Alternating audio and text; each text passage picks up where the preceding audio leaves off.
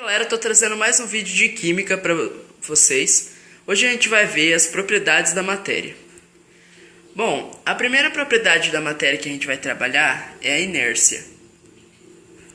A inércia é a tendência que os corpos têm de manter o seu estado inicial de repouso ou de movimento, a menos que uma força atue sobre ele. Um exemplo prático que a gente tem da inércia é de quando um carro está em movimento e de repente para. Nós somos impulsionados para frente. Daí a importância de se usar o cinto de segurança. A segunda propriedade da matéria que a gente vai comentar é a massa. A massa é o que indica a quantidade de matéria que um corpo possui. Um corpo que é, digamos, pesado, como por exemplo o Sol, isso indica que ele tem, por ter uma massa grande, ele tem uma quantidade grande de matéria ali. Já um inseto, como ele é, entre aspas, leve, isso indica que ele tem uma quantidade pequena de matéria na sua constituição. A segunda propriedade da matéria é a impenetrabilidade. Quando nós atiramos uma bola na direção de uma parede, essa bola colide com a parede e cai, ao invés de atravessar a parede. Ou seja, a bola não penetra nela. Portanto, a gente pode dizer que a matéria é impenetrável. A divisibilidade. A matéria pode ser dividida até um certo limite sem que se altere sua composição. E esse limite é a molécula. Compressibilidade. Toda a matéria pode ser comprimida, alguns tipos de matéria mais e outros menos. Em geral, os gases eles são mais fáceis de se comprimir, já que as partículas estão bem isoladas. Num balão de ar, por exemplo, as partículas gasosas estão comprimidas. Já os líquidos e os sólidos são mais difíceis de comprimir porque as partículas deles estão muito próximas. A elasticidade. Se um material sólido for esticado ou comprimido sem que suas ligações sejam rompidas, ele vai voltar à sua forma original assim que essa força que está esticando ele ou comprimindo parar de agir. Alguns materiais têm uma elasticidade maior, como por exemplo um elástico de escritório, enquanto outros têm uma elasticidade bem baixa, como o ferro, por exemplo. Indestrutibilidade. A matéria não pode ser destruída nem criada, apenas transformada. Mesmo na queima da madeira, onde ela parece desaparecer, na verdade o que ocorre é a transformação da madeira em outras substâncias. Propriedades funcionais. Cada tipo de matéria tem as suas características e suas funções.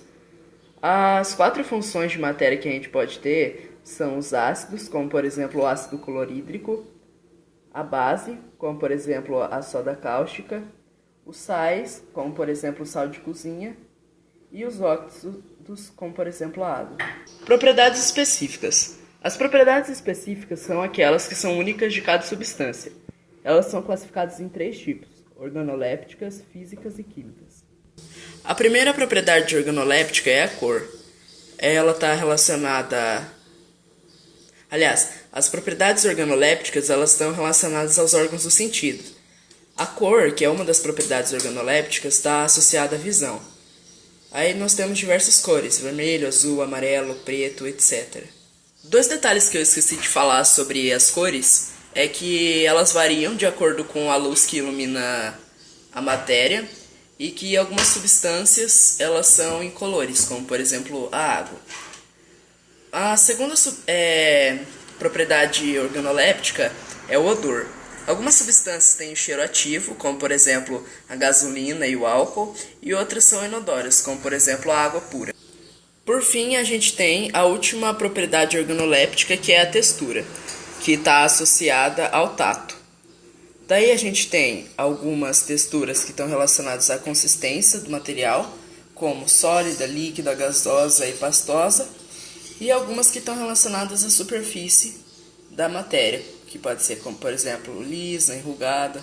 Agora vamos para as propriedades físicas, começando com a temperatura de fusão e solidificação, que é de quando a matéria a determinada pressão passa do estado sólido para o líquido e vice-versa, e a temperatura de condensação e vaporização, na qual a matéria passa do estado líquido para o gasoso e ao contrário também. Depois a gente tem a dureza, que é a capacidade de uma superfície em resistir ao ser riscada por outro material. O material mais duro que se conhece, ou seja, que consegue riscar qualquer outro, é o diamante. Em seguida vem a densidade. A densidade é a relação entre a massa e o volume de determinada substância. Cada tipo de matéria vai ter a sua densidade específica, como por exemplo a da água é de 1,0. Agora o chumbo ele tem uma densidade muito maior. É a densidade, por exemplo, que faz com que o gelo ele boie na água, porque a densidade do gelo é menor do que a da água e por isso ele flutua nela. A tenacidade é a penúltima propriedade física da matéria. Ela pode ser definida como a resistência de um corpo a impactos. Um carro blindado ele tem uma tenacidade alta, portanto ele pode ser considerado tenaz. Já o diamante, apesar dele ser o material mais duro conhecido, ele não é tenaz, já que ele se quebra com facilidade ao sofrer um impacto forte. E por fim, nós temos o brilho. Os materiais que possuem bastante brilho são chamados de brilhantes, como por exemplo o ouro. Já aqueles que não emitem brilho são chamados de opacos, por exemplo a madeira.